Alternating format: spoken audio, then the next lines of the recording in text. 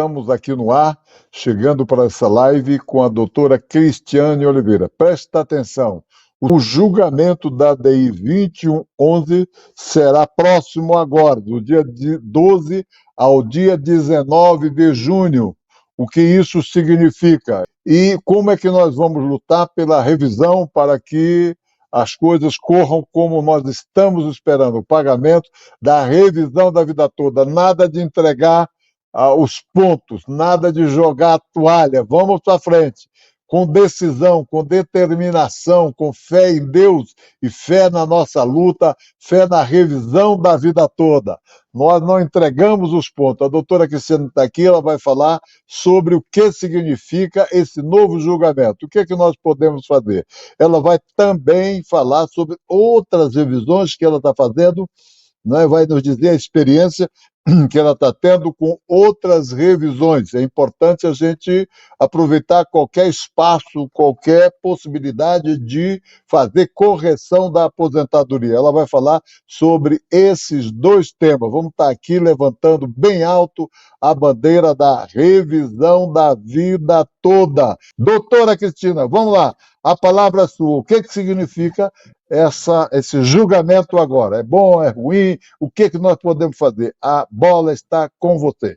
A gente já, como você disse agora, a gente já esteve em situações piores. E o que acontece com essa marcação desse julgamento virtual? É o que a gente não queria que acontecesse, porque aquele pedido de cancelamento do destaque do ministro Fachin, ele é um ato nulo, né? E isso a gente acredita que vai ser alegado a tempo para que esse julgamento, inclusive até o que foi marcado virtual agora, talvez nem aconteça, porque a gente ainda tem esperança que esse julgamento vá para o plenário presencial.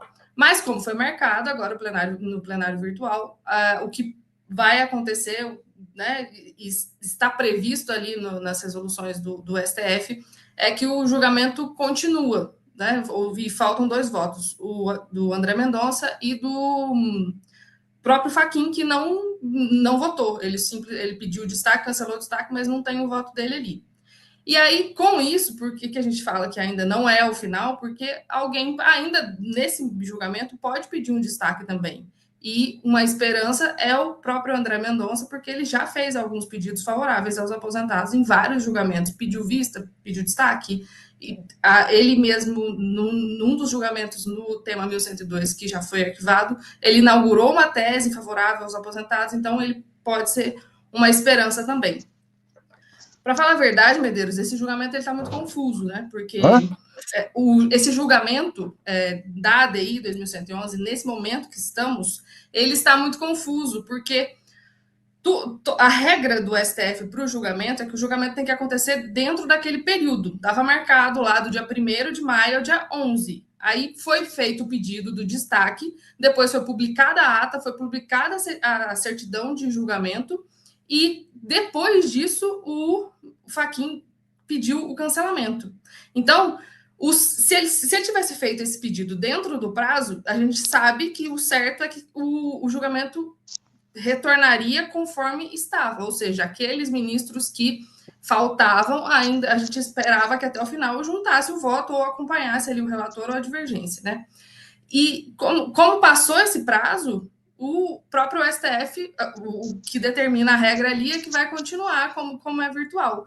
Mas ainda cabe um questionamento muito grande dessa nulidade, de acordo com o artigo 494 do CPC, lá principalmente, porque tem que, depois que publicou, não pode voltar atrás desse pedido de cancelamento, e a gente espera que isso dê certo, ou seja, tanto do pedido de nulidade, né, ou seja, vá para o plenário presencial, ou que outro ministro, que a gente espera que talvez possa ser o André Mendonça, pedir também o destaque para que esse processo a gente consiga julgar no plenário presencial. O julgamento no plenário virtual, a gente acredita que vai ser muito prejudicial para os aposentados, porque a maioria dos votos que já estão lá são contra. Então, a gente precisa lutar, precisa brigar para que seja feito algum pedido de destaque e esse julgamento não termine nesse momento que estamos aqui. E o que o aposentado pode fazer para nos ajudar, Medeiros, é o que a gente tem falado aqui em várias lives, que é lotar o e-mail, né? Todos os canais de contato com o STF ali, do Fachin, para pedir, né? Para alegar tudo isso e para demonstrar uma pressão social de que os aposentados estão conscientes, estão acompanhando o que está acontecendo e pressionar realmente para que ele, né, mantenha o destaque e vá ao julgamento no plenário presencial. Então, a gente faz esse apelo aqui, aposentados, para que vocês mandem esses e-mails lá para o Fachin, né, Medeiros? Eu publiquei um vídeo e pedi aos aposentados que mandassem esse vídeo para frente, que fizessem todo o esforço possível para mandar esse vídeo para o Fachin. Eu mesmo, doutora, o vídeo que eu falo sobre a revisão da vida toda, é quase com um apelo ao Supremo Tribunal Federal, eu postei lá sobre Brasília. Quer dizer, ele rodou muito sobre Brasília. Eu até paguei, eu impulsionei. Eu paguei para que ele rodasse sobre Brasília. Né? Vamos ver o que vai acontecer. Nós temos aí 12 dias pela frente, a partir do dia 12, não é isso? A partir do dia 12, nós temos 12 dias pela frente para trabalhar. É um tempo que dá para fazer alguma coisa. Com certeza, os nossos advogados lá, os amigos da corte, o doutor Murilo Badari, todo mundo, você, vão trabalhar sobre a possibilidade, o que nós podemos fazer, a CNTM, todo mundo trabalhando. Eu, pessoalmente, nem vou dizer aqui o que eu vou fazer, porque a gente tem muita gente invejosa por aí, muita gente desejando o mal para nós, mas tem muito mais gente desejando o bem, tem muito mais gente lutando pela revisão da vida toda. Então, eu espero que você, aposentado, mande o que for possível. Olha, escreva onde você puder, revisão da vida toda já. É muito legal, muito legal. Tem gente mandando mensagens, eu vejo por aí, muita gente mandando mensagens, mandando vídeo sobre revisão da vida toda. Onde der. Se você vai entrar num canal de um artista, escreva lá, revisão da vida toda, no canal da família, onde você entrar, em vez de dar bom dia, você põe lá revisão da vida toda já. E eu também ponho revisão da vida toda já, mas eu ponho também sem revisão da vida toda, sem voto no PT. O PT vai ter que amargar. Eles estão aí enganando bem, estão dizendo que a soberania brasileira está ameaçada. Soberania, quem tem no Brasil, sabe quem que é? É o Comando Vermelho, de que ninguém pode entrar lá onde eles estão. Ninguém pode entrar. Eles têm fronteira, têm barricada, têm tropa, têm tudo isso. Isso é soberania. O Comando Vermelho é muito protegido porque ele financia campanha eleitoral de muita gente boa por aí. Muita gente boa no sentido ruim, né? Mas fiquei impressionado como o Comando Vermelho é protegido pelas autoridades brasileiras. Não pode chamar o Comando Vermelho de terrorismo. Claro que pode chamar o Comando Vermelho de terrorismo, de terrorista, cara. Nós não pode... Se você for entrar lá na favela deles, o que acontece? Eles metralham, eles metem bala e acabou-se. Se é terror ou não é terror? As pessoas que são expulsas dos seus locais de trabalho, das suas casas, que são obrigados a pagar gás para o Comando Vermelho, eletricidade, tudo para o Comando Vermelho, entendeu? Então, algumas autoridades protegem os bandidos. Bandido tem que estar na cadeia, bandido tem que penar, bandido tem que ser neutralizado, é a minha opinião. Não aguento mais, doutora. Eu não aguento mais com tanta violência. Eu já tive celular roubado, minha mulher já teve celular roubado, na plena luz do dia, ninguém faz nada. Alguém tem que ir para cima, nem tem que botar para quebrar. Então, pessoal, como eu estava dizendo, desculpa se eu falei outra coisa também, porque eu estou indignado com a proteção que as autoridades estão dando para o Comando Vermelho e para o PCC. Mas nós vamos em cima. Onde puder, eu vou escrever sem revisão da vida toda, sem voto para o PT. Vou dar um trabalhão para o PT. Tá bom? Doutora, me diga o seguinte. Então, pessoal, eu peço que você... Aqui, ó. Aqui o pessoal está botando aqui, ó. Boa noite, Medeiros. Revisão da vida toda já, sem voto para o PT. Bernardino Bonfim. Olá, Bernardino. Tamo junto, Bernardino. Tamo junto. Doutora, me diga o seguinte, o que são outras revisões? Como é que você está fazendo isso? Então, Medeiros, a gente continua na luta da revisão da vida toda, mas ao mesmo tempo também entregando o direito para os aposentados das teses que não dependem do STF. Né? São 23 possibilidades de revisão, a gente faz a análise dessas revisões, já com a documentação ali da revisão da vida toda, né? Pede uma coisa a mais, às vezes dependendo da tese que vai analisar, mas muita gente tem direito e às vezes não conhece, porque fica preso na revisão da vida toda. E como a revisão da vida toda a gente está aqui dependendo do STF, muitas vezes a pessoa fica esperando, e o mais grave, né? Muitas das vezes até perdem o prazo de 10 anos, passa, né? Vai ser aplicada a decadência ali e não tem direito. Então, a gente sempre fala aqui desses direitos para que as pessoas fiquem atentas, né? São 23 teses, as principais aqui, que a gente sempre fala: revisão de atividade especial para aquelas pessoas que trabalham expostas a agentes nocivos, que fazem mal para a saúde, que aposentaram nos últimos 10 anos, para fazer, né, para a gente conseguir não aplicar essa decadência, e isso faz aumentar o valor do benefício da pessoa, porque diminui a incidência do fator previdenciário ou até retira. E o fator previdenciário é todo mundo, de conhecimento de todo mundo, que diminui o valor da aposentadoria. Outra que é muito interessante, que dá uma diferença muito grande, é a revisão para quem tem algum tipo de deficiência. E aí pode ser por tempo de contribuição, pode ser por idade, e aí vai depender da análise para ver qual diferença vai dar. Mas o que dá mais diferença, o maior valor, é porque tira a incidência do fator previdenciário também. Então, essa revisão é muito boa, e nós temos mais de 18 milhões de pessoas com deficiência Peraí, no Brasil. perdão, eu não entendi, a última que você falou, qualquer que você disse que é que dá mais dinheiro A de revisão? aposentadoria da pessoa com deficiência. Tá. Entendeu? Ele Então, pode pedir. isso pode pedir. É porque a pessoa com deficiência pode aposentar por idade, com uma idade menor, né? Homem com 60 anos e mulher com 55 anos, tendo trabalhado com 15 anos na condição de pessoa com deficiência, e a aposentadoria por tempo de contribuição, que a pessoa trabalha um tempo menor, porque a legislação entende que a pessoa trabalhou com mais dificuldade, porque ela tem uma limitação que uma outra pessoa que não tem aquela deficiência não tem, então ela tem que trabalhar menos. E o cálculo é vantajoso porque não tem aplicação do fator. Então, assim, é uma revisão que dá um valor muito, assim, bem interessante mesmo.